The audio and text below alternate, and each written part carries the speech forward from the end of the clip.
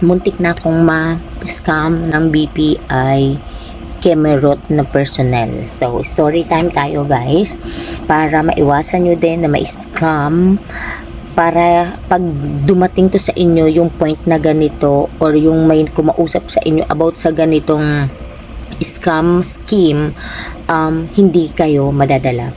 So, story time tayo. Nagsundo kami ng asawa ko sa anak ko, ihahatid namin from school, ihahatid namin siya sa tutor. Ngayon, yung tutor, pagdating ko doon, paglapag ko ng anak ko sa tutor, may tumawag. Ito na nga, nag-ring kunyari, diba? Hello, ganyan ka. Hello po, ganyan-ganyan. This is Dordor from BPI. Ganyan. We have something to tell you about your reward points. First time ko makarinig na ang ina-offer is reward points. Sabi, super concerned siya about sa reward points ko. Ang dami na daw. It's accumulated on na 70,000 plus. And kung ito turn daw yun into peso, pwede daw na umabot ng 17,000. Ganun, 17,000 in peso. Ngayon, sabi niya, pwede niyo po itong makuha through savings, through parang i-add doon sa credit limit mo, ganun. Tapos in-offeran niya pa ako na yung credit limit ko doon na 250 plus is magiging 300 na daw. So ako naman, dalang-dala naman ako. Kumbaga, nadadala niya ako sa mga kwento niya. Okay po, sige po, sige. Tapos ito na, sumakay na ako sa motor ng asawa ko, pauwi na kami. Habang nakamotor kami, sige kong talk, sige kong usap doon sa girl na na tumawag. Tapos sabi niya, super convincing talaga siya. Syempre, trabaho niya siguro talaga yung mga scam, 'di ba? Super convincing talaga yung pag-talk niya. Sabi ko, nasa motor po ako. Sabi ko, nasa biyahe po kami. Tapos sabi niya, ayaw niyang putulin yung call. Kasi sabi ko sana, mag-call na lang after 5 minutes. Ayaw niyang putulin yung call. Ang sabi niya is, sige po, kung malapit na din naman po kayo, hintayin ko po. Ganon. Di super talk kami. Kumbaga, nag-uusap kami habang nasa motor.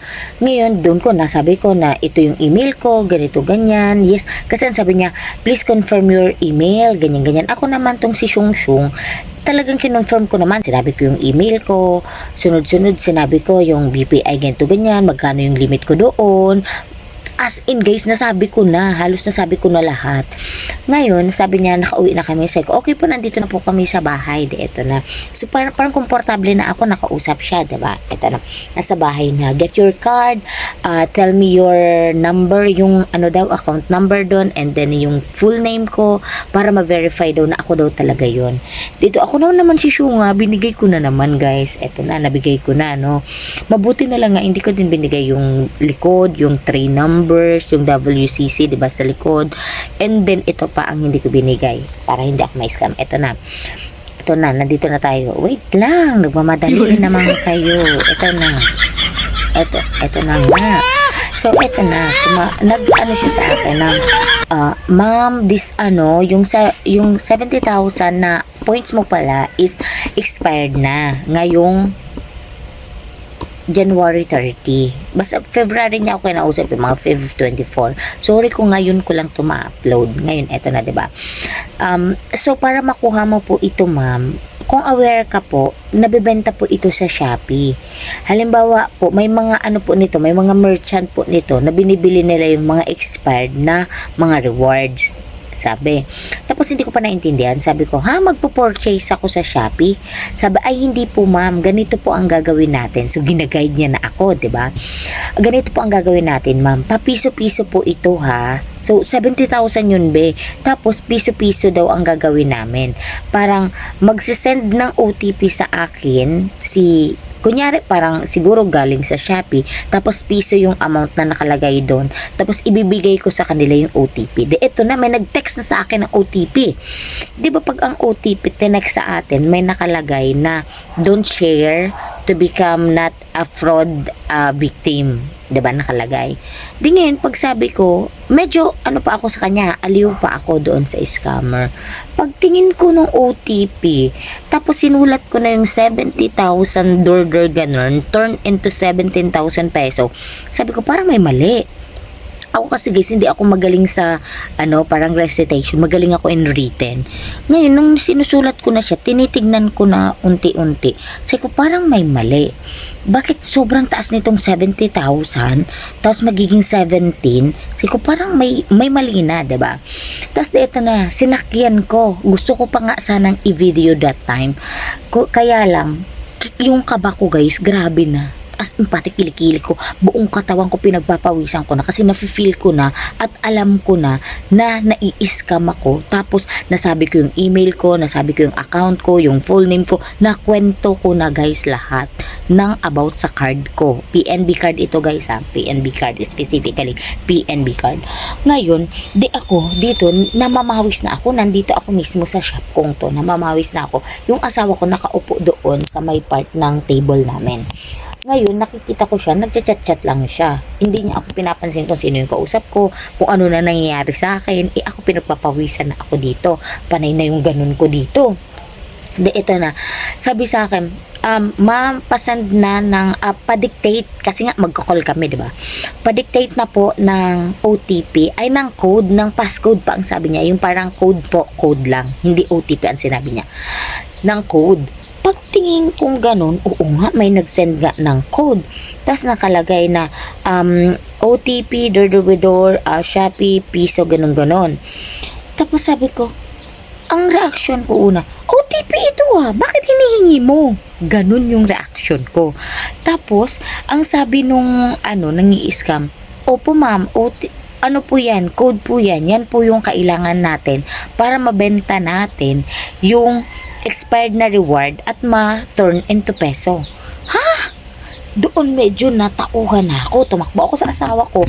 Tapos hindi naman ako guys makapagsalita ng maayos. Halimbawa, nandyan yung asawa ko. Sabi ko, yung kausap ko, hindi yung OTP ko, yung OTP. Pero siya, iniwanan ko siya dito, nakahang siya, hindi ko pa enough yung phone ko.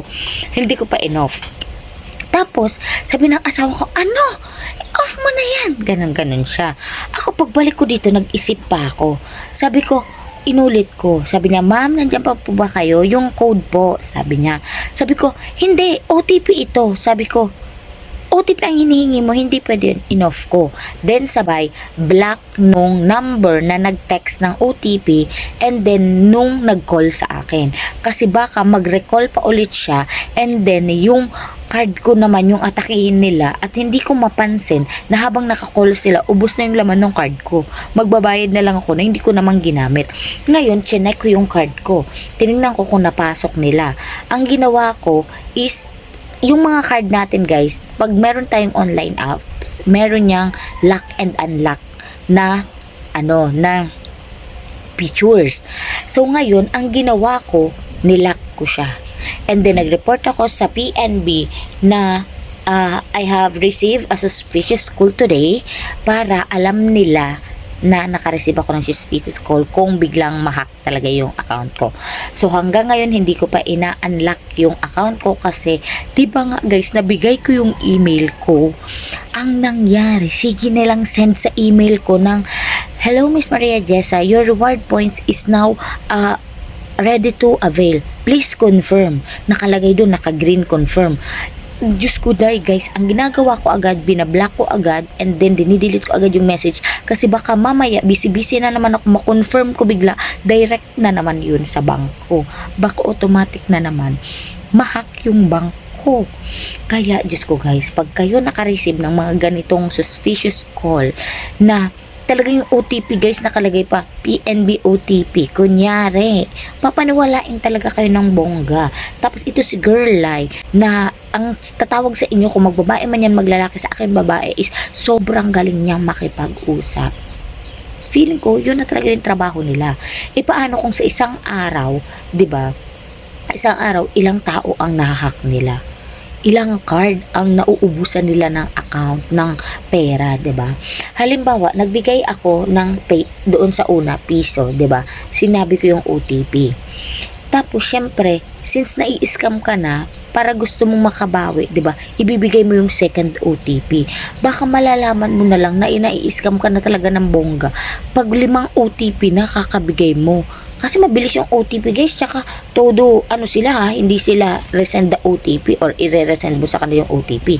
Talagang i-dictate mo sa kanila yung OTP. Baka automatic, kung ako nadala, no, 6 lang guys, 6 lang na number yung OTP.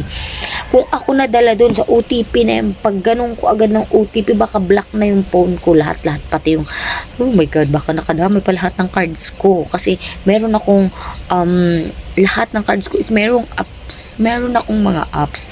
So, baka lahat nadamay na. Sabi ko, Diyos ko po talaga. After that, kinabukasan guys, nagpunta akong simbahan. Nagdasal talaga ako. Ginagayad pa ako ni Lord. Kaya Diyos ko po guys, kung ayaw nyong ma-scam at ayaw nyong magaya sa akin na nadala ng isang scammer, huwag kayong magsagot ng any calls kung wala naman kayong in-applyan. Huwag kayong magsagot ng any calls kung mga offer na rewards, ganyan. Kasi kayo lang naman din ang nakakakita ng reward points nyo inside. Guys, alam nyo ba kung ilan lang yung reward points ko sa PNB? 22 lang guys. Sabi niya 70,000 order with return into 70,000. 22 lang ang reward points ko guys. Yung pa lang yung naiipon ko, 22. Oh my goodness talaga. Kaya, ayan, awareness ito. Scam awareness ito guys. So, kung kayo, first time nyo din maka-encounter ng mga, ang ina-offer, reward points, ganyan-ganyan, and then, feeling nyo suspicious na anuhan nyo yung kutob nyo. Huwag nyong i-gut feeling yung, yung, minsan kasi, mas nangunguna yung utak natin, sinasabi natin, ay hindi, baka totoo to, sayang ng 17,000. Yung gut feeling nyo guys, talagang sundin nyo. Grabe, nung nalaman kong nai-scam na ako guys, talagang yung pawis ko, simula ulo hanggang paa, lumabas. Pinagpawisan ako ng bongga. Yun yung reaction ng katawan ko. So, ayun, awareness lang ito guys. Kaya kinwento ko din, kaya nag-upload ako, ados na nga ngayon, 24 ata ako na kinausap ng 25. Gusto ko lang din kasi magbigay ng awareness para hindi din mangyari sa inyo.